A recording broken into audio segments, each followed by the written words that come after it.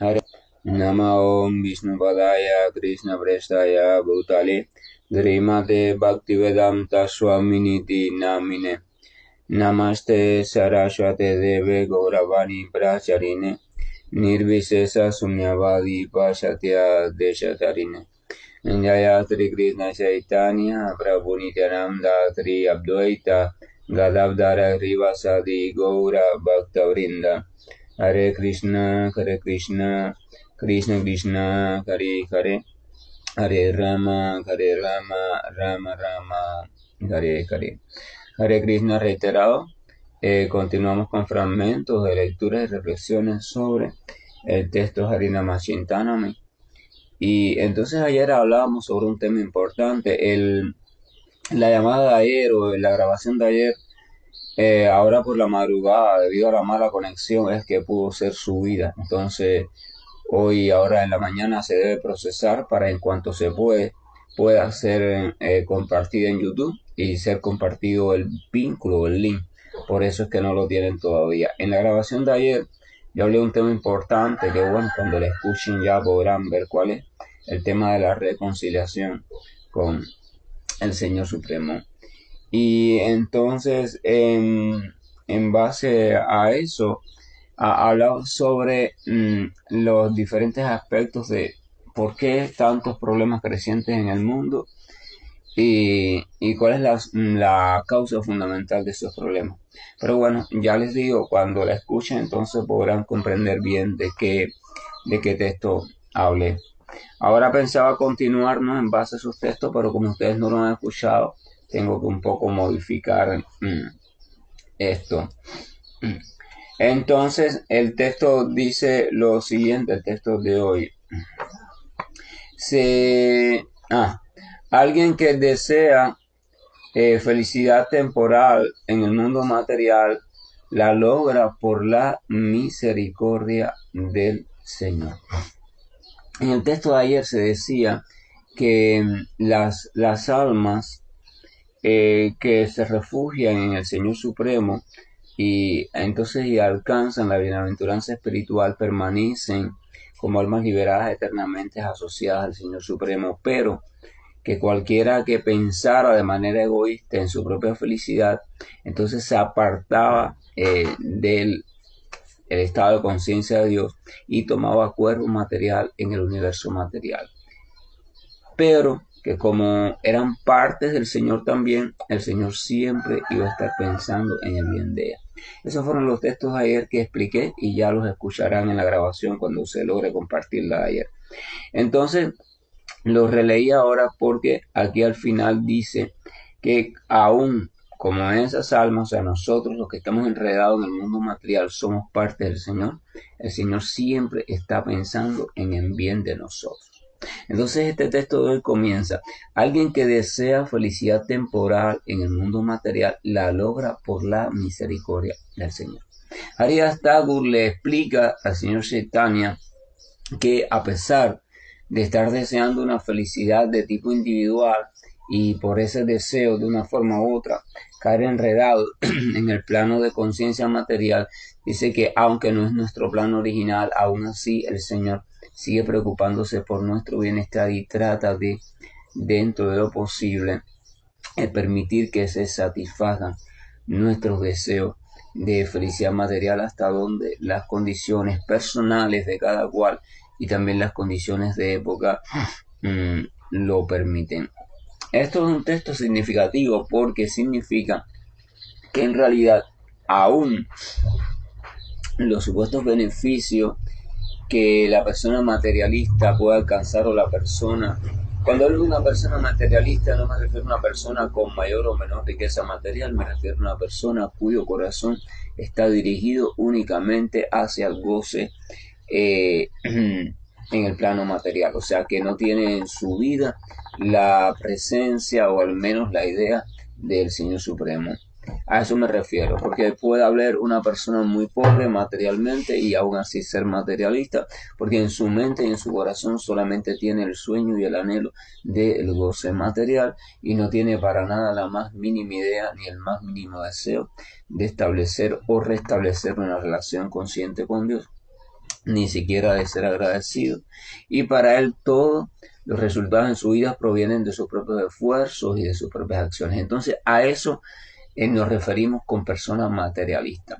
Porque muchas veces se habla la palabra materialista y las personas piensan que se refiere a aquel que tiene mucha riqueza material. Usted puede ser muy pobre materialmente, pero ser muy materialista. Y puede ser muy rico materialmente y no ser nada materialista. O sea, tener una completa filosofía de vida, de vínculo estrecho con el Señor y ser el Señor el centro de su vida. Pero incluso se dice que aquel que es materialista y obtiene determinados logros, dice que cuando se obtienen esos logros debe saber que es también por la misericordia del Señor. Porque en verdad todo ocurre como resultado de una combinación de muchos elementos y muchas leyes universales, y por tanto el resultado no es realmente directamente obtenido por la acción de la entidad viviente, sino por esos otros elementos. Entonces el Señor, desde su presencia dentro de cada entidad viviente, en el corazón de cada entidad viviente, Él es quien de una forma u otra controla que todos esos mecanismos intermedios puedan tener lugar para que se obtenga el resultado deseado o el resultado indicado. Por ejemplo, la famosa ley de la atracción, que a tantos gusta y tantos también practican para obtener esto o aquello, ya sea de un tipo de cosa o de otro tipo de cosa. Entonces se debe comprender que sin la misericordia del Señor, sin por decirlo así, sin el permiso del Señor, entonces no podría funcionar, o sea, no podría dar ningún resultado. No hay nada, absolutamente nada, que funcione en ningún plano de conciencia, en ninguno de los planos de conciencia, que no esté bajo el veredicto del Señor Supremo. No es el Señor Supremo directamente quien se encarga de vigilar esos asuntos, porque para eso existen entidades vivientes que están en un grado de conciencia determinado y que han alcanzado un grado de comprensión determinado, que se les encomienda entonces esas áreas, como se dice en la literatura védica, esas áreas administrativas. Pero todas ellas están supeditadas al Señor, todas ellas están subordinadas al Señor. Ellas se encargan de su trabajo, pero ellas se pueden encargar de su trabajo gracias a que el Señor de una forma u otra las ha capacitado para eso. Entonces, por eso en el Srimad Bhagavatam, canto número 2, se menciona que tanto la persona que busca la trascendencia, como aquella que busca la liberación, como aquella que le interesa simplemente el goce de la vida material, dice que los tres harían bien en refugiarse en el Señor Supremo. Porque lo que buscan los tres, o sea, tanto la trascendencia como la liberación impersonal, como el goce únicamente material, los tres resultados, esas tres cosas, todas vienen del Señor. O sea, realmente en última instancia es el Señor el que otorga la trascendencia y la permanencia en ella. Es el Señor el que otorga el fundirse o el estado de fundirse en el Brahman impersonal, y es el Señor el que otorga todo fruto o resultado de tipo material.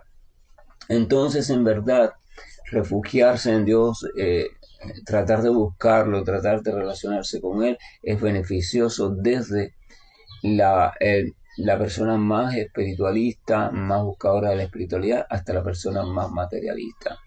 Si realmente la persona más materialista incluso fuera realmente inteligente, entonces también ella se refugiara en la figura de un Señor Supremo con la esperanza de a través de él obtener todos sus sueños y todos sus deseos. Y estoy hablando de refugiarse. Evidentemente eso no es servicio devocional puro, pero es refugiarse, es comprender que hay un controlador supremo. Entonces esto quiere decir que incluso el más materialista podría, una vez comprendido esto, practicar el agradecimiento hacia el Señor Supremo, porque va comprendiendo que todas las diferentes cosas y goces que va obteniendo realmente ocurren por el control magnífico de el Señor. Entonces, más abajo dice, se debe comprender que todos los métodos para obtener este tipo de felicidad, o sea, la felicidad material, son métodos de tipo material. No hay en ellos nada trascendental o espiritual. Si revisamos los Vedas, vamos a ver que hay una serie bastante amplia de propuestas y métodos, de herramientas, de formas para obtener diferentes resultados que todos entrañan algún tipo de goce relacionado a alguna área de la vida. Pero también vamos a ver, o sea, ahí entran los rituales, ahí entran las diferentes visualizaciones, ahí entran los diferentes tipos de ofrendas de caridad, los diferentes tipos de sacrificios, las diferentes ofrendas, ahí entran las diferentes actividades prescritas según la vida que esté llevando cada cual, ahí entra el estudio filosófico de la escritura, ahí entra la acción desinteresada, todos los métodos entran allí y todos esos métodos dan un resultado determinado, favorable desde el punto de vista material, ya sea burdo y sutil, pero Haridas le está explicando al señor Chaitanya Mahaprabhu que se debe saber que todos esos métodos prescritos en la escritura para llevar una vida cada vez más agradable en el mundo material, de hecho son métodos de naturaleza material, porque todos los elementos que utilizan para su consecución son elementos pertenecientes al plano de conciencia material. Entonces, como todos esos métodos, algunos más refinados y otros menos refinados, son de naturaleza material, entonces se debe comprender que en esos métodos no hay absolutamente nada trascendental y no hay absolutamente nada de tipo espiritual. Por ejemplo, cuando uno ofrece caridad, la literatura explica que el ofrecer caridad, dar una limosna, ofrecer alimento, abrigo, etcétera, etcétera, ofrecer otro tipo de caridad más sutil, como alguna información, alguna comprensión, algún consejo, cosas así, ofrecer, por ejemplo, sanación o mejoría del funcionamiento del aparato físico, todo eso, los Vedas explican que hacer la práctica de caridad nos hace avanzar, o sea, nos hace ir purificándonos y avanzar hacia la modalidad de la bondad. Pero entonces, avanzar hacia la modalidad de la bondad significa irte transformando cada vez más en un ser humano más cercano a lo que se espera sea un ser humano ideal, donde el corazón se va un poco desapegando del individualismo y se va preocupando por el bien total y lo va haciendo cada vez más de manera desinteresada. Pero aún así, llegar a situarse en la etapa de un ser humano cada vez más elevado aún no significa para nada trascendencia, significa simplemente cumplir con el ideal del ser humano. ¿Por qué? Porque hasta que no se llegue a esa etapa de un ser humano a plenitud de la palabra, entonces en verdad esa criatura no podrá trascender, o sea, no podrá de verdad comenzar a ejecutar servicio devocional puro, porque el servicio devocional puro, que es la dedicación de todas nuestras energías y potencias al agrado del Señor, eso no se puede realizar mientras que haya algún vestigio de tipos de interés, algún vestigio de apego, algún vestigio de doblez en nuestras intenciones. El servicio devocional puro no es posible a no ser desde la modalidad de la bondad pura, y la modalidad de la bondad pura solo es posible cuando el ser humano se sitúa en el desarrollo pleno que le permite la especie humana o la maquinaria conocida como cuerpo humano. Entonces, primero hay que perfeccionar al ser humano. Primero tengo que llegar a ser un ser humano a plenitud. Y entonces a partir de ahí y desde ahí es que puedo ejecutar, puedo emprender el sendero del servicio devocional puro. Mientras tanto yo puedo hacer servicio devocional mezclado, ¿verdad? Y así me voy purificando hasta que ese servicio sea completamente puro. Entonces, ¿por qué es importante este punto? Porque tenemos que revisar, debemos, aconseja revisar en nuestra vida todos los métodos que yo estoy siguiendo, los senderos, los consejos, las prácticas, mi estilo de vida, y revisar realmente cuáles de esos métodos están diseñados para un fruto de tipo material, un fruto de prosperidad en este mundo, y cuál está diseñado directamente para un fruto espiritual. Porque vamos a recordar que el ser humano es la mezcla. El ser humano es la mezcla de una entidad viviente espiritual y de una maquinaria compleja de tipo material. O sea, el ser humano como ser humano, el cuerpo humano es una maquinaria compleja, la maquinaria más compleja y perfecta de la naturaleza material, pero su alma, el conductor de esa maquinaria, es del mundo espiritual. Entonces él tiene que hacer dos cosas al mismo tiempo. Él tiene que al mismo tiempo cultivar a la maquinaria esa conocida como ser humano para perfeccionarla, explotarla de manera inteligente hacia su mayor potencia, y al mismo tiempo tiene que ocuparse y cultivar a la entidad espiritual que está viviendo el papel de existir en forma de esa maquinaria.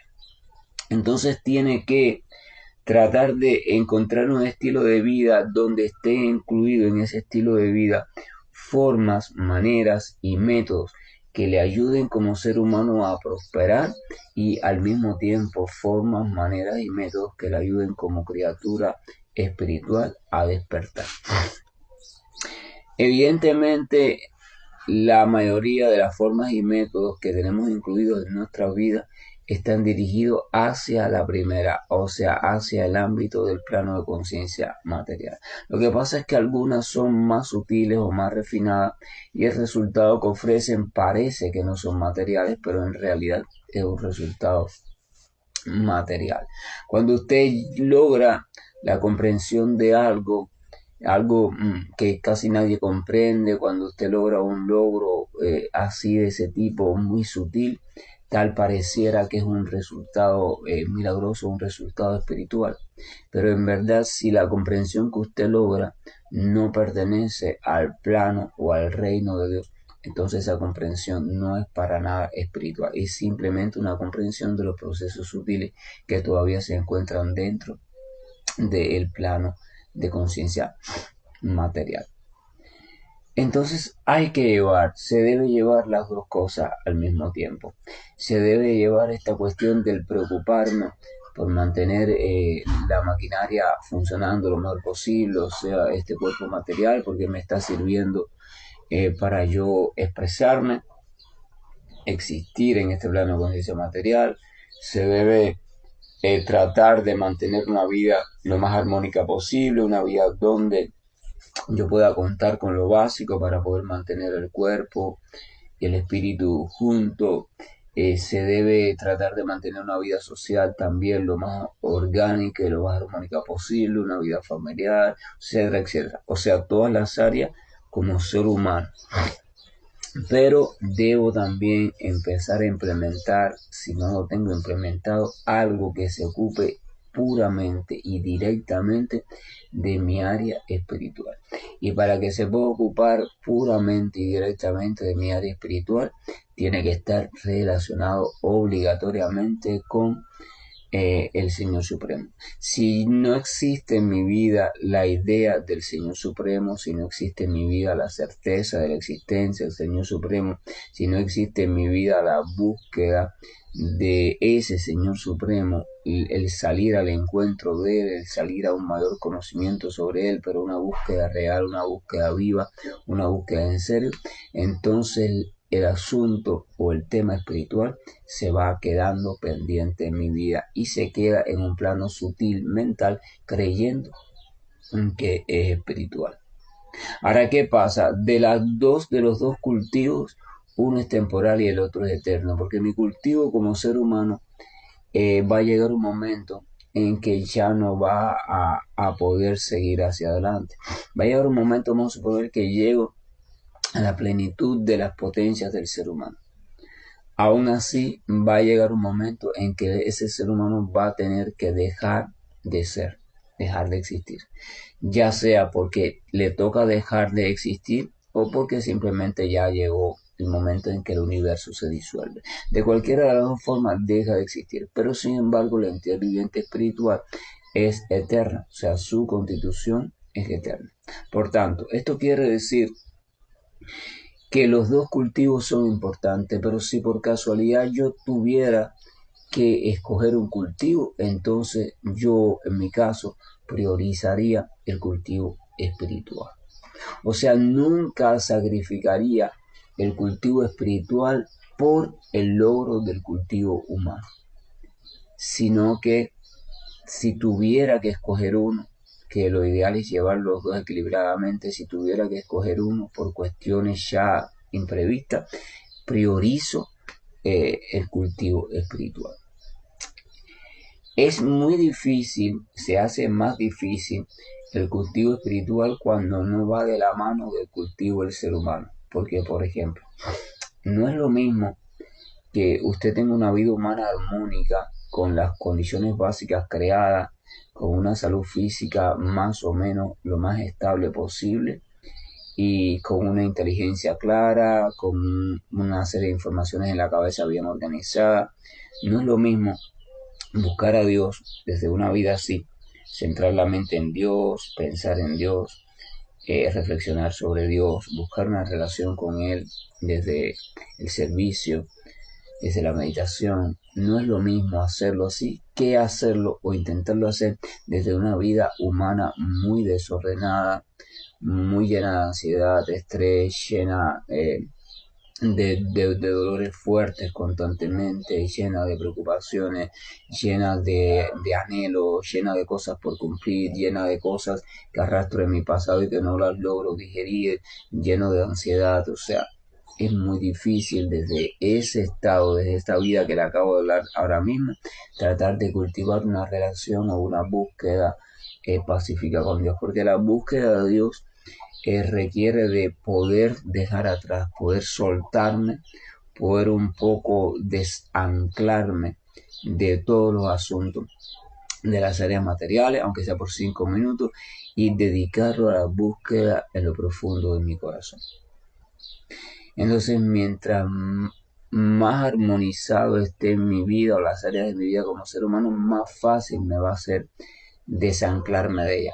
Pero mientras más convulsa esté la mar, o sea, mientras mayor sea el oleaje y más tormentoso esté el océano de mi vida material, más difícil me va a ser aquietar mi mente para yo ir a la búsqueda del Señor.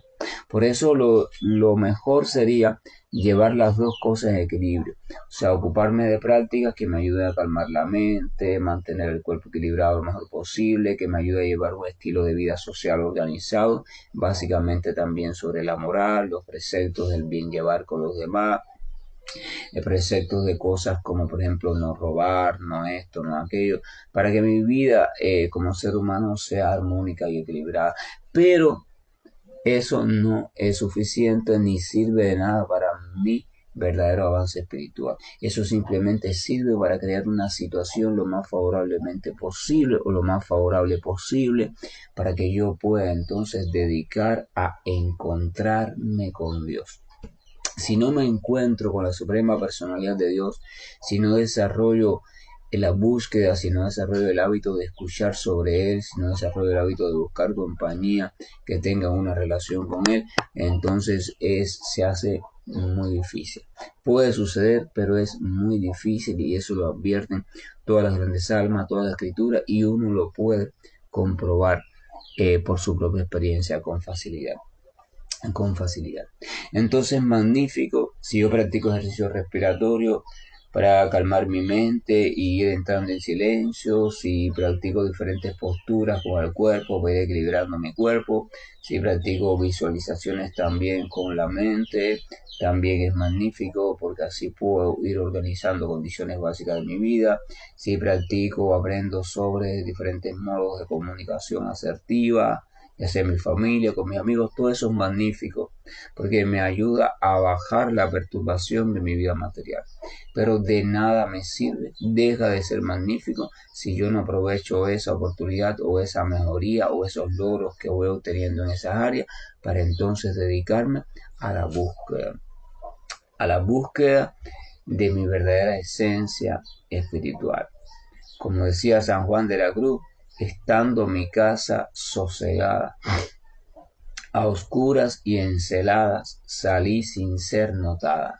O sea, el alma salió sin ser notada, estando su casa sosegada. O sea, está en su casa es el cuerpo material, incluyendo la mente. Estando equilibrada, estando calmada, estando en reposo, estando tranquila, estando serena, entonces que el alma pudo, sin ser notada, salir encelada, o sea, en puntillitas de pie para que la mente no se despertara. ¿A qué? A buscar al encuentro de su amado. Y esa es la cuestión. Entonces es un punto básico a tener en cuenta. De todo lo que yo sigo en mi vida, de todo lo que yo pienso, todo lo que yo practico, de todo lo que yo cultivo, qué se encuentra en el área del cultivo de lo material, o sea, de mi vida provechoso para mí como ser humano, y qué realmente es puramente espiritual. Entonces, dice acá Hariastakur, los resultados de dichos métodos, o sea, los métodos estos materiales, que dan un fruto también de evolución en este mundo material. Dice que los resultados de dichos métodos son, por tanto, también materiales y temporales. Por eso no pueden satisfacer al alma. El conocimiento por sí solo, sea el que sea, el conocimiento por sí solo, no puede satisfacer al alma. El agradecimiento que usted reciba de otras personas por el bien desinteresado que usted haga, por sí solo ese agradecimiento no puede satisfacer por completo al alma. Los bienes que usted obtenga en forma de fama, aplauso, realzamiento de su nombre, no pueden satisfacer al alma por sí solos. O sea, nada que se obtenga, ningún beneficio que se obtenga, ni desde el más noble hasta el más burdo, relacionado al mundo material y al plano de conciencia material, por sí solo puede satisfacer al alma. Porque el alma solo puede ser satisfecha a través de una sola cuestión. Y es la cuestión del intercambio amoroso eterno. Si el alma no vive en un constante intercambio amoroso que sea eterno, entonces no hay posibilidad de que el alma quede constantemente satisfecha. Este mundo material es temporal, por tanto, ningún resultado perteneciente a él, incluyendo el del conocimiento material, puede ser eterno. Así que ya de antemano es imposible. Entonces, la pregunta sería, ¿cómo logra el alma? ¿Dónde logra el alma? ¿Y con quién puede lograr el alma un intercambio amoroso eterno? Tendría que ser con algo que cumpla básicamente al menos 3 condiciones. Primero, con algo que sea eterno, con algo que tenga la posibilidad de retribuir, o sea, de intercambiar, y con algo que esté saturado de amor. Entonces, si reunimos esos 3 elementos y lo llevamos a grado excesivamente, o sea, grado perfecto y pleno, solamente hay un elemento respuesta, y el elemento respuesta es la suprema personalidad de Dios. A no ser que el alma restablezca una relación consciente y viva, y no hablo de una relación fantasiosa, no hablo de una relación mental. Desde el punto de vista material, mientras estamos en este mundo, podemos ir cultivando una relación mental con Dios a través de la información que tenemos de Él, y en nuestra mente ir viviendo por adelantado una relación con Él. Pero esa relación es una relación muy limitada porque no es una relación real. Por ejemplo, no es lo mismo cuando usted está lejos de casa y usted puede fantasear como usted juguetea con su niño, no es lo mismo que cuando usted vuelve a casa y se encuentra directamente con el niño. Usted puede fantasear y obtiene un cierto placer, pero ese placer nunca va a poder ser comparado con el placer que usted tiene cuando usted se encuentra directamente con el niño. Puede tener un intercambio real, vívido, donde el niño responde también de manera espontánea a ese intercambio de amor. Pero sin embargo, usted, sabiendo que se encuentra lejos y que demora días en regresar o meses en regresar, puede ir un poco viviendo por adelantado un avance de ese intercambio.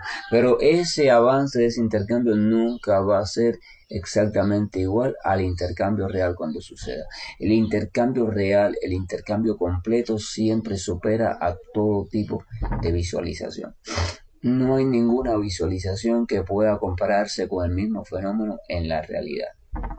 Usted puede pensar e imaginar y visualizar que está viendo una rosa, que está oliendo una rosa, pero cuando usted se encuentre con esa rosa y la ve en su jardín y se acerca a ella, es incomparable. De hecho, la visualización es limitada por un simple hecho. La visualización es un fenómeno de tipo material, mental pero material. ¿Por qué es material? Porque se construye a partir de sus elementos almacenados por su experiencia material. Usted no puede visualizar aquello de lo cual usted no tenga referencia. Por ejemplo, usted puede visualizar un mar tranquilo, usted puede visualizar un color dorado, usted puede visualizar un rayo de luz, usted puede visualizar una cascada llena de luz porque mezcla el recuerdo de la luz con el recuerdo de una cascada, o sea, los mezcla en una sola imagen. Usted puede visualizar a una persona, usted puede visualizar un objeto. Todo eso, o sea, si usted se da cuenta, son elementos que usted ya de una forma u otra ha experimentado o ha visto, de los cuales tiene referencia. Usted no puede visualizar nada que usted, de lo cual usted no tenga la más mínima información. ¿Verdad? Usted todo lo que utilice en su visualización van a ser elementos, para conformar su visualización van a ser elementos de los cuales ya usted tiene referencia. Usted puede visualizar, imaginar la figura del Señor Supremo. Pero eso no se puede comparar nunca a un encuentro personal, real, directo con el Señor Supremo. Y eso es importante tenerlo en cuenta. Así que la visualización, el ejercicio de visualización, por muy elevado que sea, nunca va a ser de tipo trascendental. O sea, entonces eso es significativo también, pero sin embargo me sirve para ir adelantando. Porque, por ejemplo, yo puedo visualizar, vamos a suponer que yo tengo un altar y en ese altar tengo unas representaciones que me gustan mucho de Señor Supremo o de mi maestro, de no sé quién más. Algo, imagínese cualquier cosa. Pero ya yo diariamente hago ahí mi servicio, me preocupo del altar, ponerle flores, incienso, es perfecto. Y eso va manteniendo un adelanto, va sirviéndome como adelanto en mi relación directa con el Señor Supremo. Me ayuda. Pero vamos a suponer que yo viajo, estoy lejos de casa, no tengo mi altar donde yo estoy, yo voy a estar un mes allí. Entonces yo puedo, en un momento de silencio, visualizar mi altar y visualizarme a mí realizando mi servicio en el altar. Con la diferencia que en ese caso mi servicio es más amplio porque como una visualización yo puedo hacer más cosas de las que podía hacer de modo objetivo. Puedo incluso en mi visualización ofrecer flores que yo no tenía a mi alcance, pero sin embargo sé que existía, pero yo no las tenía en mi jardín. Ahora en mi visualización sí las puedo crear, ahí reproducir y ofrecérselas. O sea, yo puedo vivir, yo puedo implicar los 5 sentidos en mi visualización a tal punto que puedo sentirla a plenitud realista. Y entonces eso va a hacer que yo pueda continuar con mi servicio devocional de adoración de las deidades de modo perfecto, y ese servicio va a funcionar para mi avance en el sendero de Bhakti o de servicio devocional. Pero aún así, ese servicio, esa visualización no es para nada comparable con la participación real en un pasatiempo del Señor. O sea, no es comparable, pero es funcional. porque me ayuda, pero no lo puedo confundir. No lo puedo confundir. Entonces hay una diferencia importante a destacar entre el plano mental y el plano espiritual.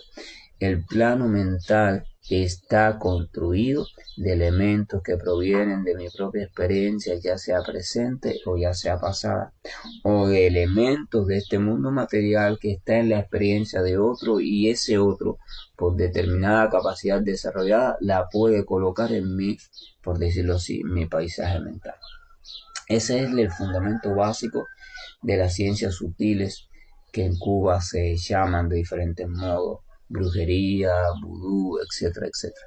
Esa es la ciencia básica de los brahmanas de la antigua cultura védica. Ellos lograron y logran, por ciertas metodologías, algunos por sonido, otros por diferentes combinaciones de diferentes esencias, logran crear un cuerpo mental, crear una figura determinada mental, crear un fenómeno en el plano mental. Entonces logran colocarlo o introducirlo en tu plano mental. Y como tú no tienes conciencia de tu plano mental desarrollada, entonces tú ni te das cuenta de esa introducción, pero ese nuevo elemento está allí y empieza a funcionar, empieza a cumplir su misión asignada, pero dentro de tu campo mental. Y entonces evidentemente causa efectos, ya sea a nivel mental, trastornos, temores, miedos, etcétera, etcétera, como a nivel físico, sea somatizándose en disfuncionalidades o enfermedades complejas de tipo físico. Pero eso sigue estando en el plano mental. Por tanto, hay que aprender a establecer la diferencia. Sin embargo, el plano mental, ya sea suyo, por experiencia suya o de otra persona, no puede ser construido con elementos que no hayan sido experimentados por la persona. No se puede construir. Sin embargo, el plano espiritual no está construido por la mente de nadie. El plano espiritual no es una construcción mental de nadie. A veces algunos materialistas afirman: Dios es creado por el hombre y el reino de los cielos es una construcción imaginaria del hombre para un poco sentir tranquilidad en medio de tanta desdicha. Y hubo para explicarse lo que él no se puede explicar de un modo científico. No es así desde el punto de vista védico, aunque es válida esa propuesta, porque cada cual tiene el derecho a hacer la propuesta que quiera, pero también tiene el deber de, si hace una propuesta, poder demostrarla o sustentarla. La literatura védica explica, y uno puede experimentar, si sigue la metodología adecuada, que el plano espiritual no es un plano de construcción por ninguna entidad viviente. Ninguna entidad viviente, por muy poderosa que sea, ni siquiera Brahma, el diseñador y arquitecto de los universos materiales, puede hacer ni el más mínimo cambio en el plano espiritual. No se puede, porque el plano espiritual es el resultado de la construcción de la energía interna del Señor. La energía interna del Señor, nadie puede acceder a ella, nadie puede obligarla, nadie puede nada. Ella es el poder y el Señor es el poderoso, y ella solo responde al poderoso. Entonces, el plano espiritual, por tanto, no puede ser construido al antojo, así como tampoco los diferentes cuerpos del Señor puede ser construido al antojo. Por tanto y demás, esa es la diferencia entre ídolo y deidad. El ídolo es una figura o una forma que yo he decidido asignarle al Señor Supremo o al supuesto Señor Supremo que yo sigo. Pero esa forma no tiene amparo real, o sea, no existe realmente en el mundo espiritual, sino que es una referencia construida por mi mente a partir de determinados patrones o antojos. Entonces, como no tiene referencia, no existe realmente en el plano espiritual, no tiene validez espiritual. Evidentemente puedo a partir de la adoración de ese ídolo lograr muchas cosas supuestamente milagrosas en este plano material, pero por desarrollo mental, o sea, por desarrollo y capacidades sutiles de la mente que voy desarrollando al concentrar mi mente en ese ídolo y al tener fe plena. Pero por mucha fe, mucha fe que yo desarrolle en esa construcción mía, en ese ídolo, de que eso es Dios y de que eso es Dios, nunca llega a ser realmente Dios. Llega a funcionar en mi vida como un móvil para que sucedan en mi vida grandes avances, yo tenga grandes logros, incluso pueda hacer grandes cosas que parecen contradecir las leyes de la naturaleza material. Perfecto, en eso estamos de acuerdo. Pero nunca llega a poder desempeñar el papel como Dios. Ningún ídolo, ninguna referencia al Señor Supremo que no sea autorizada, que no sea auténtica, que no sea un ¿Qué significa autorizado? Autorizado significa que es una copia fiel de aquello que existe en el mundo espiritual. Y para que sea una copia fiel de eso, tiene que haber sido dado, tiene que haber sido traído a este mundo por alguien del plano de conciencia espiritual. De lo contrario, no es nada de eso. Es un ídolo, es una construcción. No obstante, usted tiene derecho de adorarlo y de hacer lo que usted quiera, problema suyo.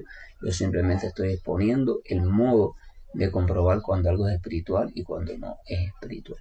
El Señor se revela a Él mismo. Nadie construye al Señor. Cuando Narada Muni le dice, por ejemplo, a Dhruva Maharaj, medita en el Señor que está en el verticilo, o sea, en el centro, en el vórtice central del corazón, o sea, en el vórtice del chakra del corazón, ahí está parado el Señor Vishnu. Medita en Él que tiene esta forma así, así, así, así, así, así, así, así, así, así, así, así.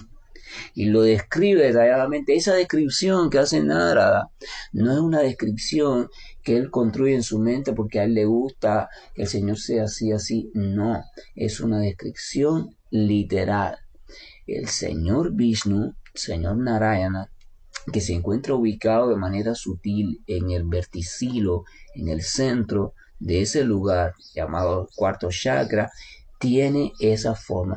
Y si alguien logra acceder completamente en meditación perfecta a ese lugar, a su debido tiempo va a encontrarse con ese Señor. Y aunque no tenga la descripción, porque nunca la haya leído ni la haya sentido, escuchado por referencia, va a encontrarse con esa misma figura, porque no es construida por la imaginación, ni por la mente, ni es visualizada.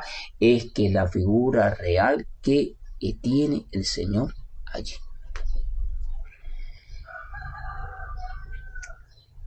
Eso es un asunto serio. Un asunto serio porque la gente, a través de la ignorancia y a través de la facultad mal utilizada de la fantasía, la creatividad, la memoria y la imaginación, mezclada con informaciones obtenidas y deseos caprichosos, construyen su propio mundo espiritual. Nadie puede construir ningún mundo espiritual. No confunda las cosas de la mente con las cosas espirituales. Nadie puede construir el reino de Dios. Nadie puede construir su propio reino de Dios. Eso es materialismo, eso es ignorancia, eso es cosas de asuras, o sea, cosas de un pensamiento demoníaco. Yo voy a construir mi reino de Dios. No. El reino de Dios no es una cuestión que usted construya a su antojo. Deje de ser ignorante. ¿Ok? Ahora lo que usted puede hacer es acondicionarse, prepararse, transformar su vestuario, o sea, vestirse, armarse de las cualidades necesarias que son naturales en potencia al alma, que esas cualidades emerjan, que esas cualidades transformen su vida y entonces usted está listo y desde esa postura de lista usted puede entonces acceder por la misericordia del Señor a la presencia, percepción directa, en verdad, del Señor y del reino de Dios. Eso es lo que usted puede hacer. Usted no siga imitando una imitación de boda. Un amigo suyo se está casando y usted no quiere ir a la boda y usted arma en su patio una imitación de cómo usted cree que es esa boda. No, deje de jugar, madure, alístese, vístese correctamente, arréglese, compre un regalo para hacer cortés, coja su invitación y entonces ya cuando usted esté listo con los requerimientos para estar en una boda decente, entonces usted vaya allí que lo van a dejar entrar. no va a pasar ningún trabajo. Haga eso. Deje de fantasear. Es como el chico que está enamorado de la chica, pero no sabe qué decirle. Entonces él fantasea en su cabeza. Tiene fantasía que ya esa chica ya es su novia, que ya se casaron y que tienen una casa y tienen hijos. Y así se le va la vida en ese fantasear. No. Alístate. Prepárate, entérate de lo que le gusta a la chica, ve, búscaselo, si le gusta un libro, léetelo, si le gusta la poesía, apréndete alguna, o sea, alístate y cuando tú estés listo, ve al encuentro de la chica. Hazlo. Lo otro es una cuestión infantil, que es buena para niños y adolescencia a veces, pero después tienes que atreverte a hacer lo otro. Lo mismo pasa con el reino de los cielos. Deja de construir tu mundo espiritual. Deja de seguir defendiendo un mundo que es producto de tu fantasía o de la fantasía de un grupo que comparte la misma ignorancia. Acepta que hay un Señor Supremo que tiene un reino propio de Él, pero es propio de Él, no es construido por ti. Y nada, alístate, pregúntate, ¿cómo me alisto? ¿Qué necesito para ser aceptado en ese lugar? Porque yo quiero estar allí, porque estoy creyendo en que todo lo que dicen sobre ese lugar es cierto, que el lugar es magnífico, que es pleno, que el amor es constante, que la felicidad es constante y que solo desde ese lugar puedo sentirme eternamente dichoso como entidad viviente plena y que solo desde allí, desde ese estado de conciencia, es que puedo trascender todos los enredos e ilusiones del mundo material y servir de real beneficio, no solo para mí, sino para mis seres queridos, sino también para mis amigos e incluso para mi desconocido, incluso para todos los universos. Solo desde el estado de conciencia de Krishna o el estado de conciencia de Dios es que la entidad viviente puede ser realmente útil para todas las demás entidades vivientes. No hay otra manera. Que la gracia y el amor del Señor nos acompañe, que la bendición de su espíritu de amor esté tocando a las puertas de nuestro corazón y nosotros le estemos abriendo cada vez más, porque si no tenemos esa misericordia de sentir una creciente atracción por conocer al Señor, entonces nunca podremos estar listos para acceder a esa experiencia. Hare Krishna, buen día, y estoy finalizando la llamada. Hare Krishna, Krishna Krishna,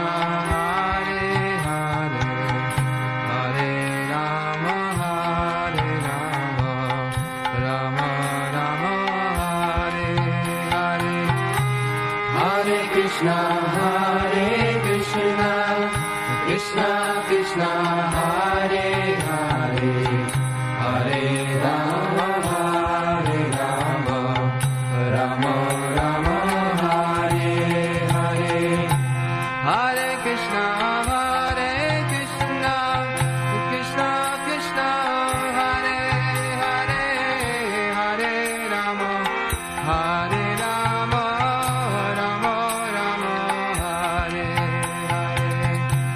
Hare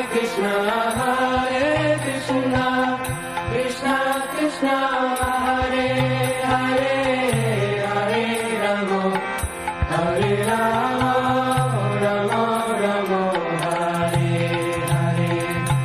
Hare Krishna, Krishna Krishna, Hare Hare, Hare Rama, Hare Rama, Rama Rama, Hare Hare. Hare Krishna,